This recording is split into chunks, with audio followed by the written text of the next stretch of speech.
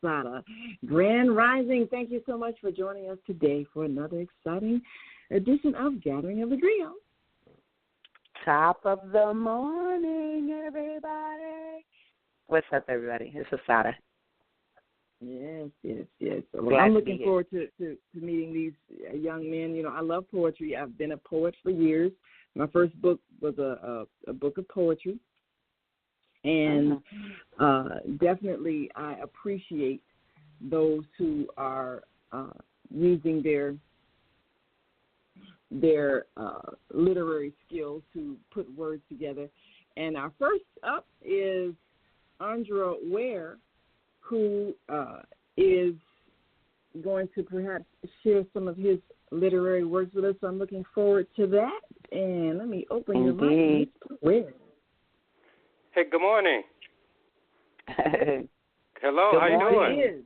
Great morning. Excellent. This is an opportunity. I really appreciate this. It's beautiful. That's right. It's your time. Yes, we appreciate you. You know that's right. And it's Tuesday morning, and let me know what. Let me just start with this. Meeting Asada has truly been a blessing. When I actually started out on this venture and I didn't know how I was going to get it done or who was going to assist me, it's been challenging, so to speak. And all I know is I ask God that no matter what I do, give me the courage and the strength to walk through every door and give me every opportunity to give me the courage and the strength to walk through it. And so far, it's been wonderful. Mm-hmm. Make a sister cry this morning. You're going to make a sister cry. Now, as far as this poem, I want to talk about the purpose of being.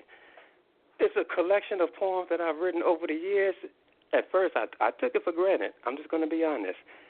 And in writing these poems, I was just letting it sit to the side.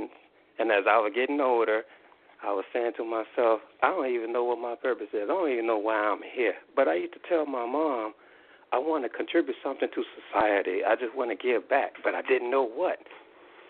And when I lost my job, I'm just going to say a decent paying job about 3 or 4 years ago, and I was sitting at home, and I was going through my collections, and that's when God was like, this is what you need to be doing.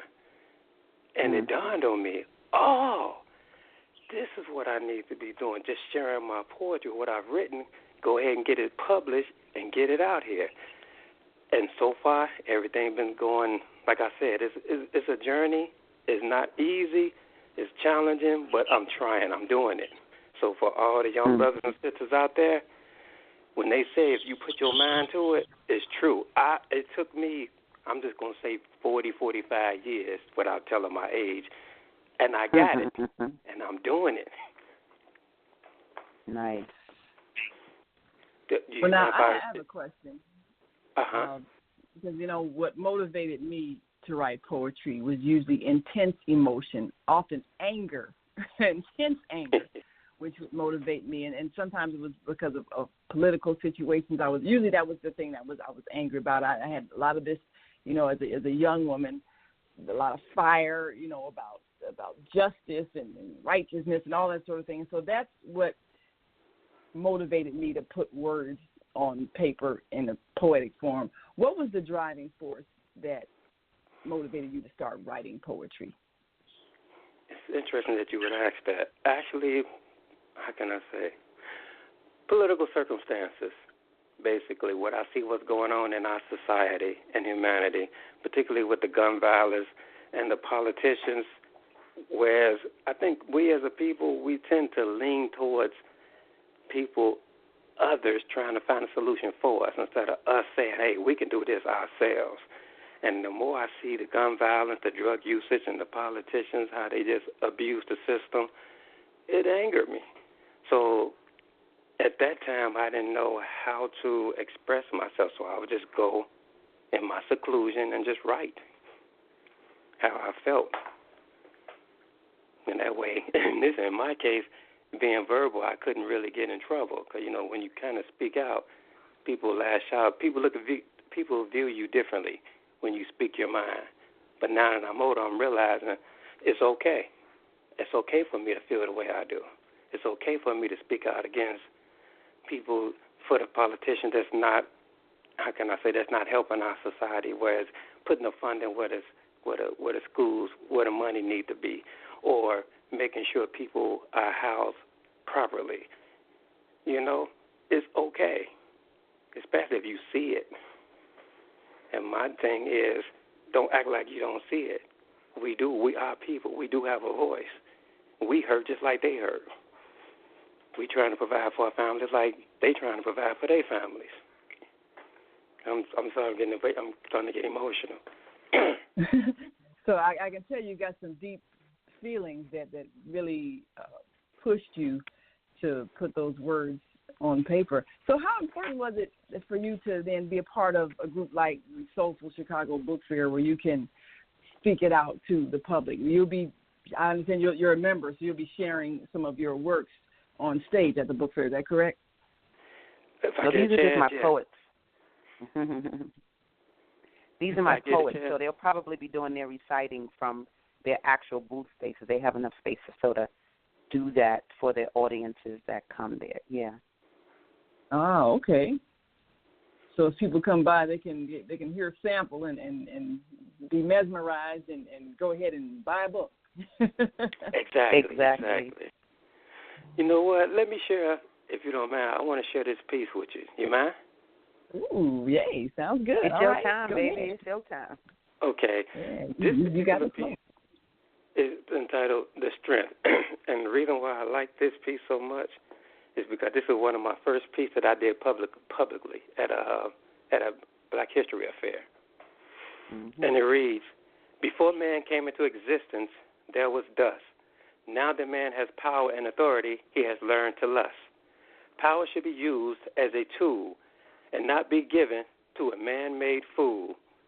Power should go to the one who truly deserves, as long as the moral values of life are well preserved.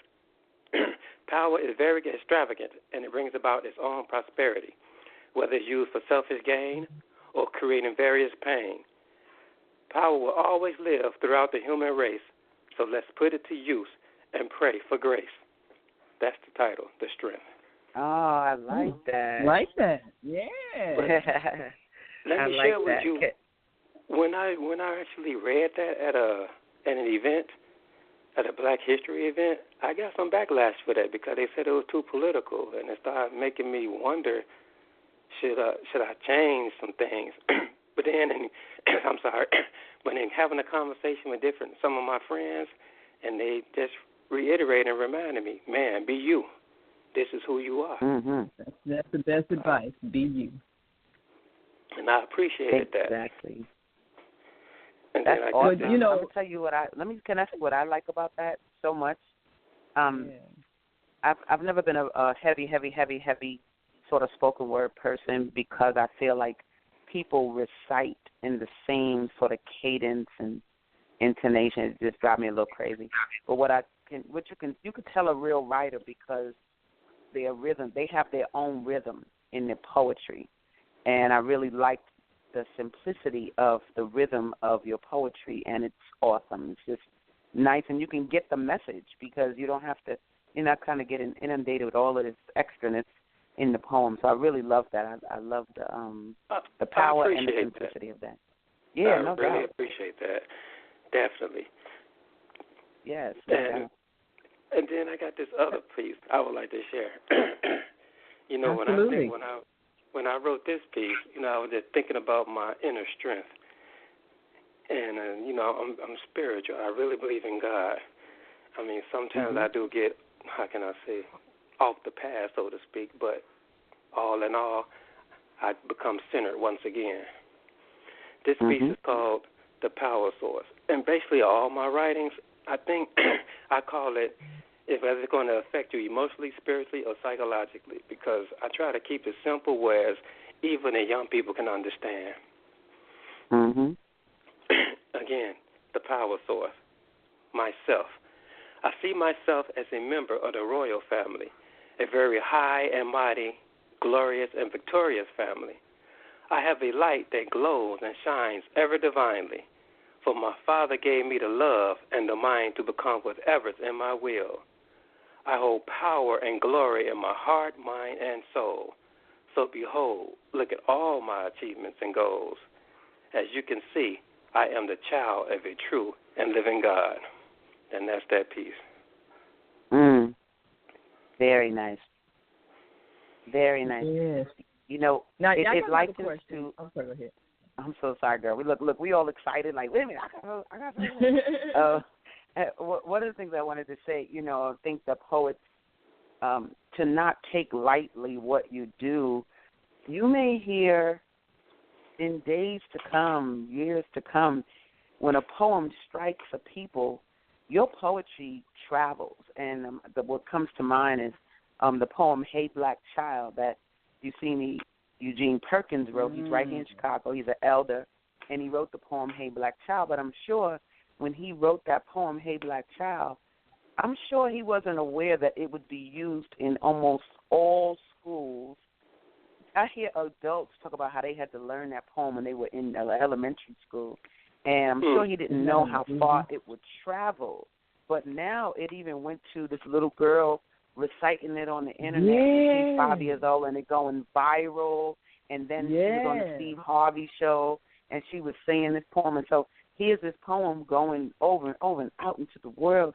And at first people thought it was written by Maya Angelou or something, and then by the time she got on the Steve Harvey show, he got the right credit. Like, they found out not only was it this brother, Eugene Perkins, but that he was in the same city as the little girl. They both Chicagoans. And so I love to say that they met at the Kwanzaa Book Fair, our first Kwanzaa Book Fair here in Chicago. So I was loving to bring that together. But my point is, your poetry and you all writing your poetry, you never really fully know how it's going to impact people, and they use it and recite it to sort of shape their own experiences and recite them at graduations. And so that, I think, you know, thinking out the box about the work you write, that's so important.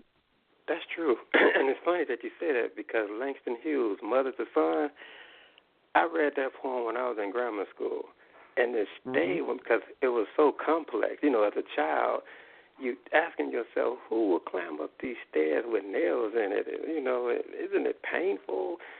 And I would come home and ask my mom, why would they write this poem about these nails in these stairs as they keep going up and it's just getting harder and harder? Why don't they just go another direction? You know, thinking as a child. And my mom laughed. And, you know, I didn't understand that poem till I got 30. And I realized that's what they were talking about, life. As you climb up the stairs of life, it gets difficult, and every turn seems like something is going on and happening, but you got to keep on pushing, no matter how painful it is. And I'm like, oh, my God, I never would have known that's what that poem was talking about. But it stayed with me, just to piggyback on what you said, as a 12-year-old, and it stayed with me. Because I didn't understand it, but it was something about that poem. And I'm like, okay, it made a lot of sense. So in what I do, in my writings, I just know when I'm gone, I want to leave something behind for the generations. That's really what I'm trying to do, just contribute. I've already contributed negatively. Now I'm trying to do it on a positive aspect. Sometimes the negative experiences can inspire you to the positive. But now I listen to the rhythm of your poems, and they have kind of like almost like a mathematical rhythm to them. Have you ever thought of, or has anyone ever tried to put any of the poetry to music? Because that's kind of what you hear, you know, as you recite. You can hear the lyrical sound of it. What do you think about that? You know what? I'm open to that. It's just that right now, because I'm just not coming out and I'm finding my own identity in this journey, but I am flexible and I am open-minded to that. It's just I haven't met anybody who actually approached me about that yet. But if I had the opportunity, I don't mind collaborating. To me, that's what life is all about. It's not about just me. It's about God's people. However you can use it, bless the people. Yeah. Well, one thing I like about poetry, and I don't know the method that you use, but for me, it was almost like working out a mathematical formula. At first, I started with a thought, and then I write out words that express the thought, and I write out words that rhyme with the words, and then I'd come up with a beat. It was almost like a mathematical formula, but that really excited me because it was creative, but it was mathematical, it was intellectual. How do you go about creating the rhythm of your poetry and coming up with the words? What's your systematic way of developing a poem? First, I go by my emotions, because my emotions dictate what I'm going to write. Then once I write it, then I look at it, then I think about the thoughts that I'm trying to do, then I rearrange it. Then once I rearrange it, then I think about the word flow. So however however it's directed to come out, then I just make my revisions and just make it flow more systematically, so to speak. And as far as rhyming, it's funny. People always have their own opinions about things. I was told, well, you should try something. Why are you always rhyming? Because I like rhyming. I just happen to like the rhyming system. I don't know why. It just it does something to me. I like it. And as far as just trying to write a poem that just says a message, I haven't got to that point yet. I don't think. Maybe in the second book, because I do have a second book, but on this first one, that's how most of my poems are. Rhythm, as you mentioned, rhythmatic. And it's interesting that you mentioned that, because other people are trying to get me to do something different. And I have to remember, I have to really be strong in who I am and what I do. It's kind of hard to do that sometimes because you think you have to change to accommodate somebody or other people. But I'm learning. No, you don't have to. But I'm still getting to that point, so to speak. But I'm comfortable with who I am in this system. Well, like you said, just be you. Because, everybody always have an opinion on how you should do something. And Asada, I'm sure you hear every time, the way you should do this is the way that you should do your books for like you do that. Everybody has an opinion, but they ain't doing it. Okay, we ain't doing that. You have to just sometimes ignore people who have all these opinions, and yet they have not produced work, and you have. So, obviously you're doing something right. But, it's always a matter of opinion, True that. And I think the thing to tell them, I'm sorry. Go ahead, Ed, I'm sorry. No, I was just saying, and I appreciate that. Because as people do have their opinions, and if you're not mentally strong and just centered in who you are, you will change. And then you'll probably hate yourself for it.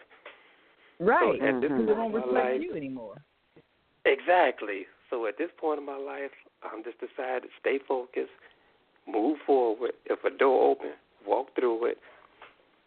And just like I was told to remember, and I'm just going to put that out there, memorization.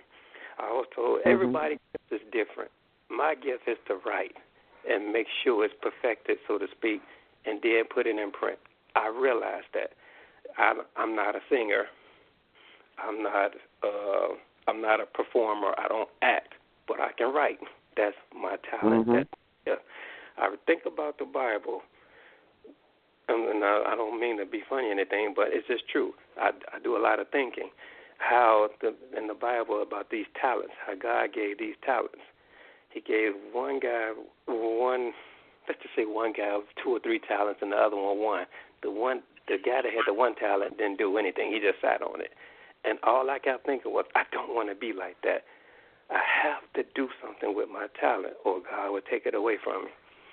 So in 2018, that's when I finally became a self-published author because I was determined.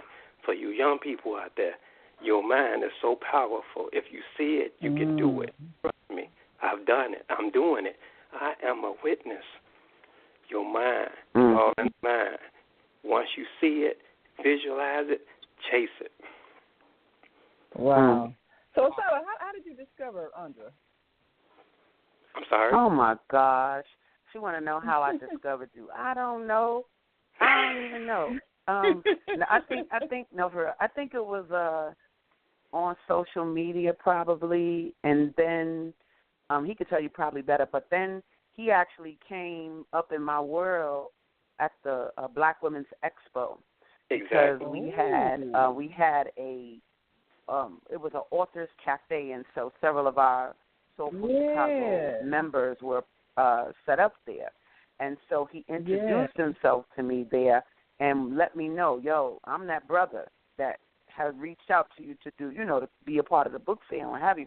And so that was good for me because, this book fair, it draws so many authors. I'm talking about close to 200-something authors every time we do this big event. And so to connect to all of them is sometimes not impossible, but it's always better when somebody puts themselves in my universe, because then my memory of them, the feel, and so it just kind of grew from that, in my mind, just seeing him there. And then, we shot his commercial and got to be able to start putting that out. And so, but I think it first started on social media. Is that right? Exactly. Okay, cool. Because I reached out to you. That's okay, cool. I want to make sure. I be telling people that it's not on Facebook and stuff. Y'all playing yourself because you are missing opportunities to connect to relevant people who you would never really have access to before. And so that's how we, connected. And I am just thoroughly supportive of any writer who is courageous enough to do the doggone thing. Because, like he said, I sat on these poems for X amount of years, sat on them for decades. And there's so many writers that do that, but that's because they don't have, people, like y'all said, a lot of people like to give opinions. A lot of people like to give advice and, come on, get on out of here. But you got to really, to me, you talk to people who are like and better than you in the same thing that you're doing. That's how I figure, everybody else, peanut gallery, you got to look at their accomplishments. Usually the ones that have the most to say aren't really doing a lot, which is they can keep talking, that's what they do, but really focus on the people that kind of strive for what you strive for. And one of the things I love about Andre is that he expressed how I'm new to this. Like, I'm new, I don't really know what's going on. Give you all the ends you need. What you need, let me show you how to do this. Let me show you how to do that. And my thing is, I'm going to show you how to do it. You ain't got to think about paying me. You ain't got to think about none of that.